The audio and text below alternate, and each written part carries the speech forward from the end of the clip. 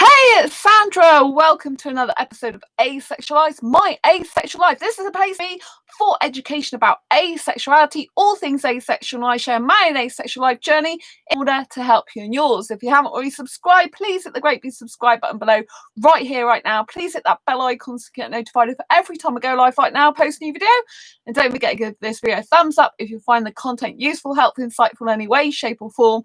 I just want to give this channel some love. I really appreciate it from the bottom of my heart. Happy Asexual Perspectives Awareness Month. Hello, Tabitha. Came to say hi. Absolutely wonderful to see you, Tabitha.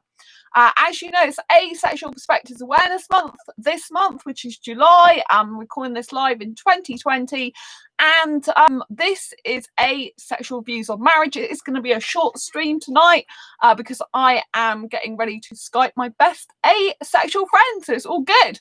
Lovely to see you, Tabitha. Lots of love to you. So it's very interesting to see whether asexuals, thanks for the thumbs up, lots of love, whether they prefer to get married at all or whether they prefer to marry asexual or someone else. Let's find out.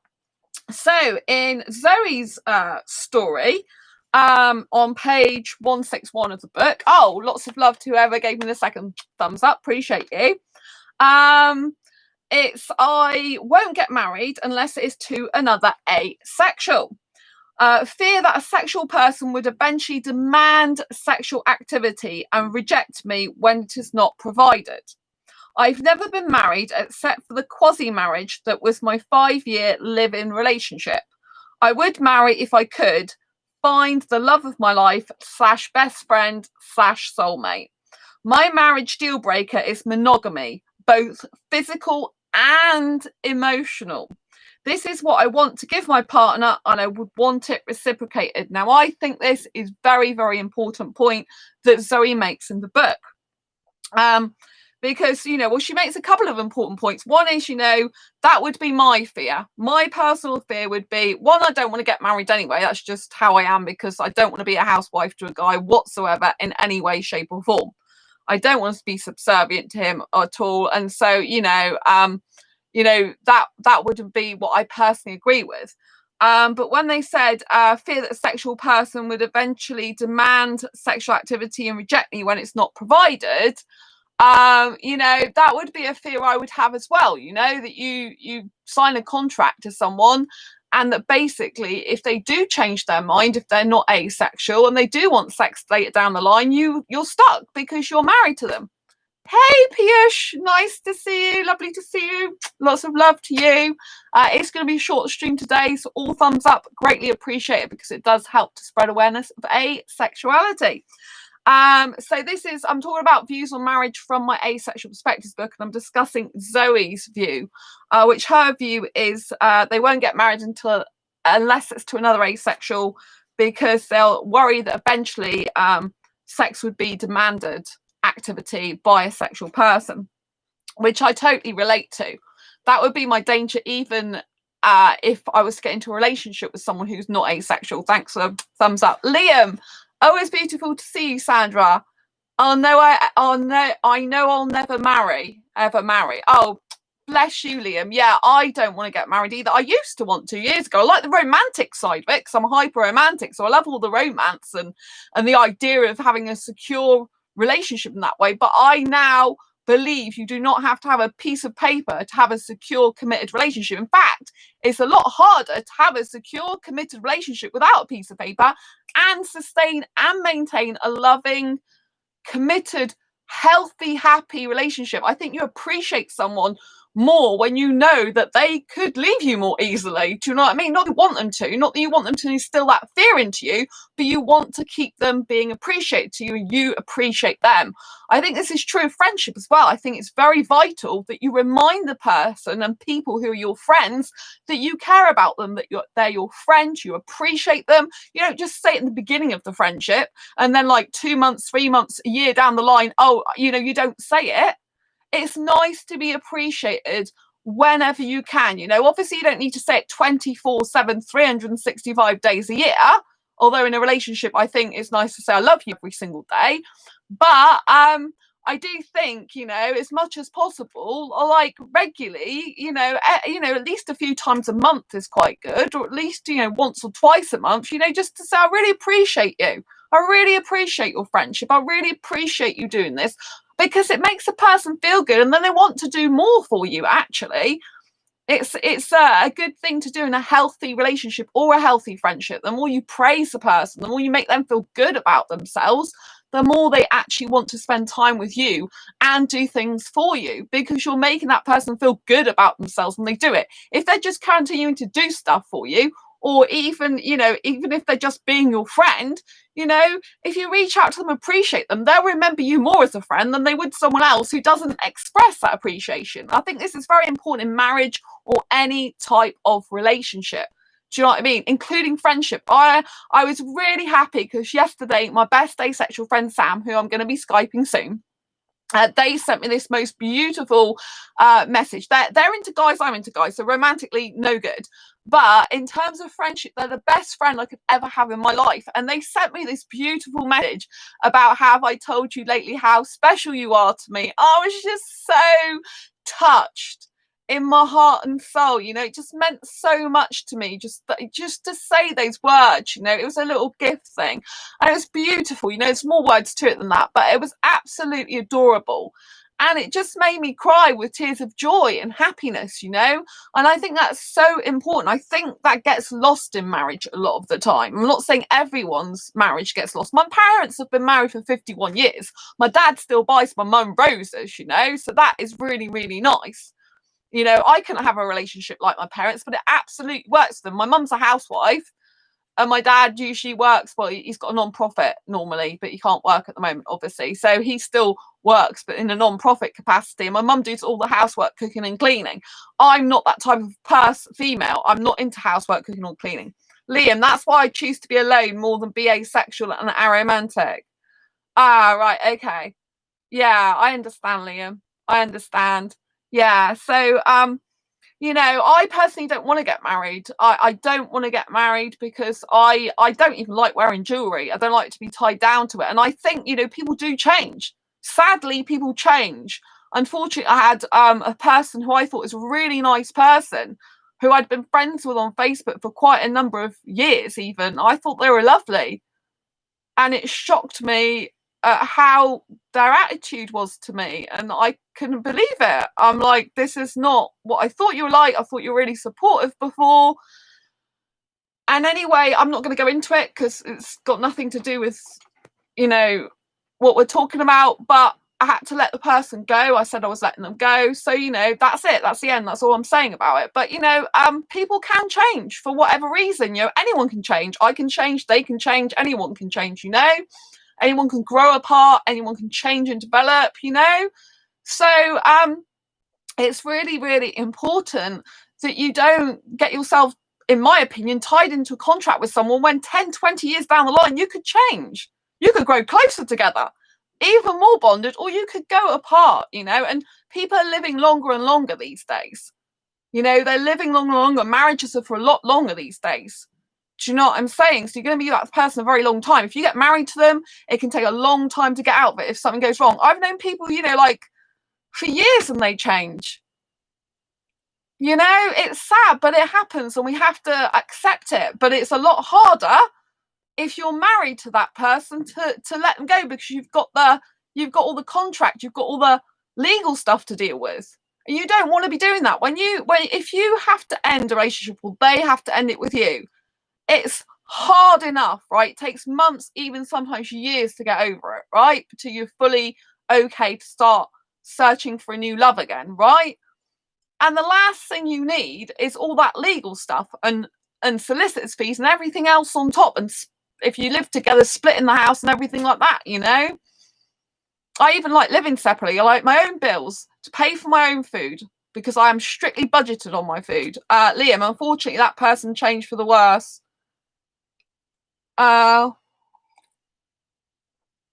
What person are you talking about, Liam? Are you talking about, what person are you talking about? The person that I don't know what person you're talking about. Are you talking about what I was talking about, or are you talking about something else? But yeah, some people do change, you know. I've had people that changed on me and I thought they were a certain way and they're not, you know. But we have to grieve and we have to let go and move on. It's the only thing we can do, you know. But it's a lot harder to do that if you're stuck in legalities. Do you know what I mean? Tabitha, sometimes there's ups and downs, relationships. One moment you're friends, the next moment they're enemies. Yeah, I think it's sad, you know. I tend to just leave. You know, I mean, I said there's a person recently that I had to let go, and I was shocked because how they were with me before, how I remember, and what they were saying was really supportive, yet they weren't really feeling and thinking that way. And so, oh, the person you had to let go is a friend. Unfortunately, the person changed for the worse. Thank you, Liam. Yeah, they were even subscribed to this channel, even though they weren't asexual, you know. I told them I was unfriending them because I respect myself enough to walk away, you know. And I'm not going to go into it because I don't want to go into personal stuff, but you know, they said I hadn't changed basically, and I know I have. I've changed a lot over the years. There was a lot of stuff. I'm not going to go into the other stuff, but yeah, you know, and it's, yeah, they changed. Yeah, I have to agree with you, you know, and I could have said stuff back to them, but I didn't. I just said I disagreed with what they were saying about me and that I respect myself enough to walk away, you know. So yeah, it was hard and tough, but that's what I had to do. So I wish them the best in their life, I really do. And I don't think how they see things is exactly,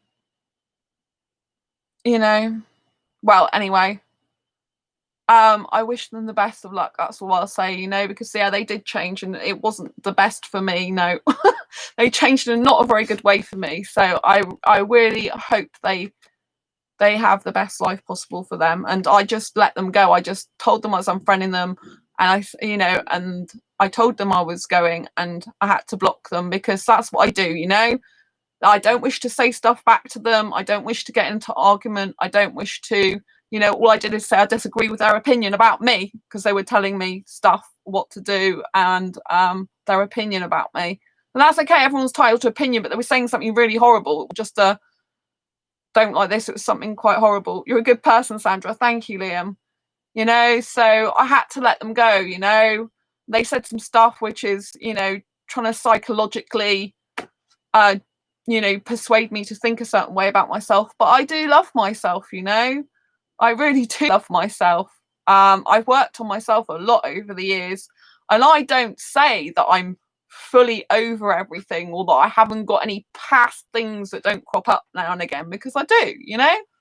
I think you know, part of being an adult and being developing yourself is realizing that you do always have work to do on yourself. Sometimes it's past issues, sometimes it's present, sometimes it's future, you know. And I think part of it is accepting yourself for who you are, you know, regardless of that. And I love people who act in spite of any disability, any mental ill health, any, you know, any type of way they are.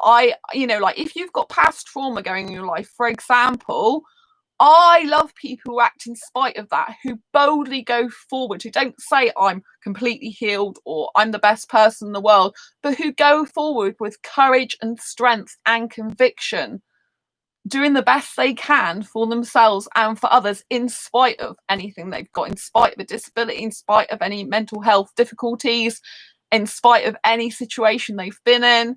You know, we're here in life to grow. Everyone grows. No one is perfect, you know, and everyone needs to live their life the way they see it. Everyone is different. I will not live by conventions because other people in society want me to live like that. I won't do that for anyone. You know, I live by my rules in life. I love myself. I trust myself as much as possible. I'm still working on that. And you know, I just love helping asexuals. I love being here. I'm not perfect, but I'm developing and growing. Thank you, Liam. So anyway, yeah, and I think it's very important in a marriage to have monogamy, both physical and emotional, which was what Zoe was saying, you know. I think, you know, people don't realize you can physically cheat, but you can also emotionally cheat, because you can be so intimate with someone else in terms of emotions that you're more intimate with that person than the person you're married to or the person you're in a relationship with. I think that's like two typing. I think you should be with the person who you're most physically intimate, attracted to, wanting to be near, and most emotionally connected to. I think you need to have that, both of those, with that person, whether your physical intimacy is just a touch on the arm or whether it's lots of physicality. But I think the emotional connection is really important, because asexuals can cheat emotionally. They can, right? And I've actually known some people in my, well, one person in one of my groups, and they were friends. It was a guy, and they were friends with a woman, and her husband was not happy because he had such an emotional connection with this woman who was married to this bloke, and the bloke was jealous. But, you know, at the end of the day, there is still emotional cheating. If she's more emotionally close to the asexual guy than she is for her own husband, which I do understand is quite possible she would be, because asexuals don't need sex to love, which is what's lacking in a lot of heterosexual relationships. The ability to love on emotions alone, which is what asexuals have, you know. And so, you know, I can understand how her husband feels from his point of view, but at the end of the day, she's married to someone who's not asexual. So that's the difficulty. But, you know, it's important to know that you can have emotional connections with lots of different people. But, you know, when you're in a relationship with someone, you should have the ultimate emotional connection with that person. You shouldn't be having to look outside the relationship for more. But obviously, I'm emotionally connected to my friends. You know, you've got to be emotionally connected to your friends if you want deep friendships as well. And that's perfectly fine, even if you've got a partner. But just remember, the ultimate emotional connection you should have should always be with your partner as well. You know, the deep soulmate type. So for me, I would want a romantic, emotional, deep connection, you know, because obviously I'm not romantic with my friends. So I think this is very important.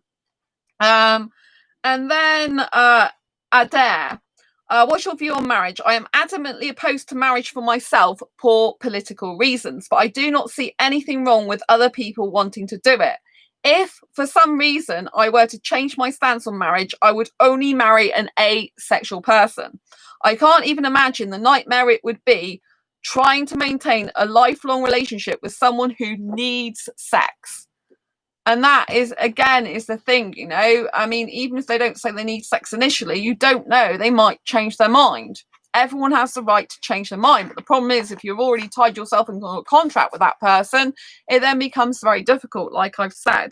But there are people who will always get married because that's what they want, regardless of anything I say. So it's obviously it's a personal choice. Andy, I think marriage is fine. It's just a contract saying that you're together and making it easier for you to do such. I think marriage is fine. It's just a contract saying that you're together and making it easier for you to do things for each other. I prefer to create this kind of affirmation at the civil level first, however, because of my views related to religion. At first, as far as marrying someone, I won't do it unless I'm absolutely sure and have been with them for some time.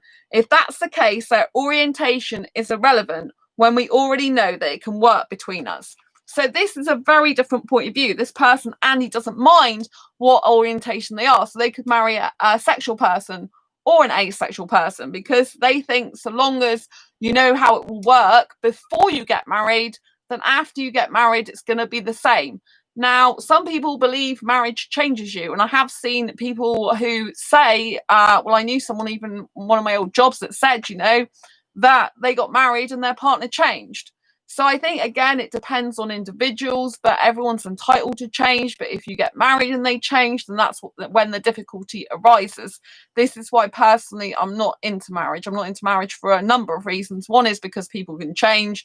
Two is, if you do split up, it's very, very messy and takes a long, long time. And yes, in an ideal situation, we'd never split up. We'd love each other forever. But if some people change, you know, it's what happens in life, doesn't it? You know, sometimes they change. And I don't want to do housework for a guy. I don't want to do cooking and cleaning and that. I just don't. It's not, doesn't make me happy. I'm going to do stuff that I love and that I love to do for another person, not stuff I hate that makes me miserable just for the sake of loving someone. That's not love to me. That's not loving myself. Anyway, do what you want. Obviously, have your own opinion. I'd love to hear it down in the comments below. I've got to go because I've got to Skype my best asexual friend. I'll see you on the next video live stream. Don't forget to subscribe, hit the bell icon to get notified when I go live, and hit the thumbs up. Thank you, Liam. Thank you, Tabitha. And thank you, Piyush. Lots of love. Bye. Bye.